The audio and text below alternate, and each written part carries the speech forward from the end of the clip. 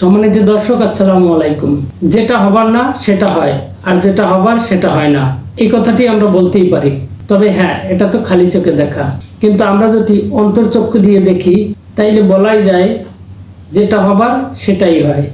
সম্মানিত দর্শক, বিএনপির কথা বলছি। আমি নিজেও একটা টাইম ছাত্র দলের সাথে সম্পর্কিত ছিলাম, কিন্তু আজ ভারাক্রান্ত মন নিয়ে বলতে হয় বিএনপি ও ছাত্র দলের জন্য দুঃখ হয়, কষ্ট হয়। কোনো দল বা গোষ্ঠী যখন তার আদর্শ ও নীতি থেকে বিচ্যুতি হয় তখন তার পতন অনস্বীকার্য, অনিবার্য। যেমনটি হয়েছে বিএনপির বেলায়।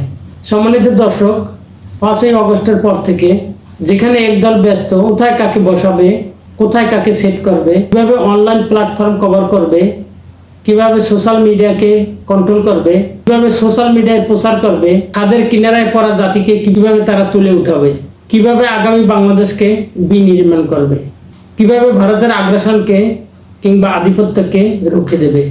পক্ষান্তরে অন্য দল ব্যস্ত rickshaw stand, tempo stand, bus stand কিভাবে দখল করবে, কিভাবে একক ছাত্র আধিপত্য বিস্তার করবে।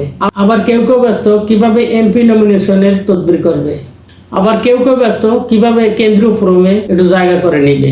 আবার কেউ ব্যস্ত কিভাবে তারেক জিয়ার সান্নিধ্য লাভ করবে।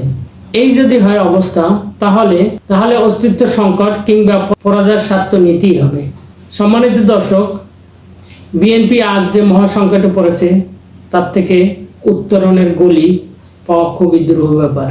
এমনিতেই বিএনপি মেধাশূন্য সংকটে ভুগছে। ডাক্তারদের ভাষ্যমতে যাদের ইনসুলেন্স রেজিস্ট্যান্স আছে তাদের মেধাশক্তি, কর্মদক্ষতা বিপজ্জনক হারে হ্রাস পায়। তো বিএনপির সিনিয়র নেতাদের প্রত্যেকেরই কিছু না কিছু সমস্যা আছে। কারো ডায়াবেটিস, কারো হার্টে রিং বসানো, কারো ওপেন হার্ট সার্জারি হয়েছে, কারো হাই প্রেশার, যেগুলো ইনসুলেন্স রেজিস্ট্রেশনেরই কারণে হয়ে থাকে। তাই আমি সহসাই দেখতে পাচ্ছি বিএনপির ভবিষ্যৎ ভাদ্র মাসের অমাবস্যার রাতের মতো ঘুটঘুটে কালো অন্ধকার। বিএনপি হেরে গেছে দাবার চালে, পুরো দলটাকেই ঘিরে ফেলেছে ঘোড়া, হাতি আর সৈন্য দিয়ে। তার উত্তরণের পথ সহসাই আমি দেখছি না। যে ভুল তারা করেছে সেই ভুলের মাসুল জানি না তারা কতদিন আর দিবে। মানুষের সেন্টিমেন্টকে না বোঝা, জুলাই আগস্টের চেতনাকে ধারণ করতে না পারা, কিংবা তাদের দলের ভিতরে থাকা বিভিন্ন দল, গোষ্ঠী, এজেন্ট তাদের চিহ্নিত করতে না পারা, কিছু কিছু নেতার মুখ বন্ধ করতে না পারা, তৃণমূল কর্মীদের কন্ট্রোল করতে না পারার জন্যই আজকে এই ব্যর্থতা। তাদের জন্য দোয়া করি, শুভকামনা করি, তাদের এই ব্যর্থতার গ্লানি যেন চিরজীবন বয়ে বেড়াতে না হয়। ইংরেজিতে একটা কথা আছে, as you sow so you reap। প্রিয় দর্শক, ভালো থাকবেন, আশেপাশের সবাইকে ভালো রাখবেন।